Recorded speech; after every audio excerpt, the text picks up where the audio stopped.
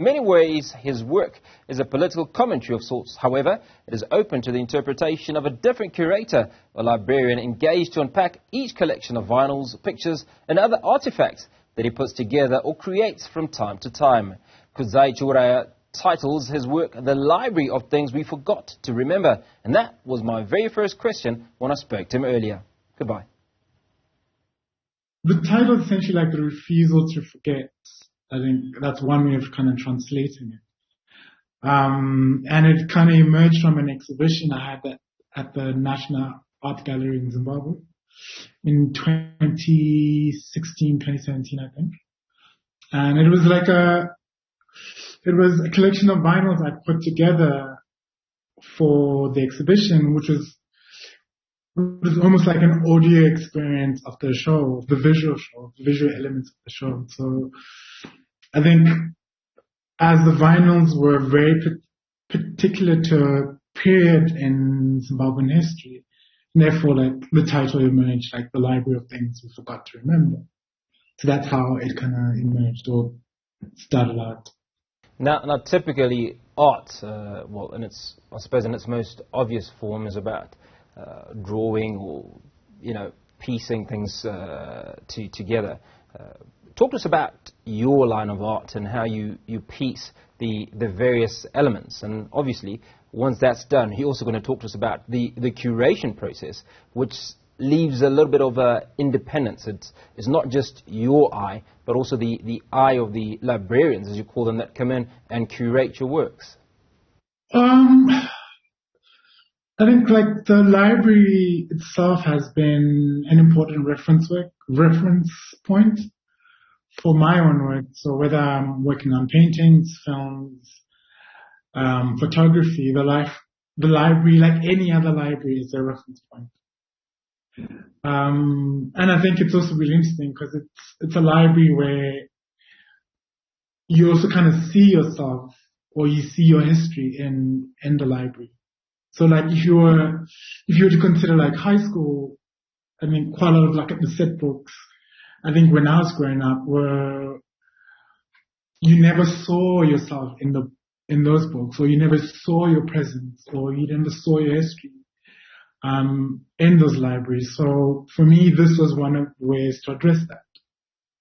So as I work, I reference the audio material in the library, the visual material in the library, the posters in the library, and from there I build work from that material essentially. Like I sample the sound, I reference the posters or the maps that we have in the library.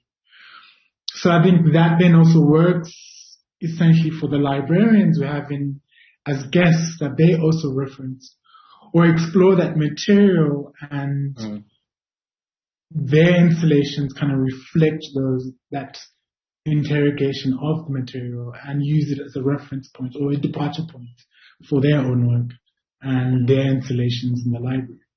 Now how do you find or come up with the various librarians that then curate the various works? It's a lot of it is like people I've known for a while. And I think people have kind of been engaged like in really interesting projects. Visually, some are writers, some are musicians, some are filmmakers. So I think that having kind of very diverse librarians, I think, is important to how different ideas can be explored. Like, for example, soundtracks for films, because we have audio material. Like, someone who's worked in film can also be a librarian. Journalists can also be librarians. Writers, artists, graphic designers. So I think it enables us to expand their understanding or exploration of the material that we have. Now, the one thing that you talk about is when you talk about your material is that it's all very politically inclined, and in many ways goes against the system, if you will. Give us some insight into that side of things.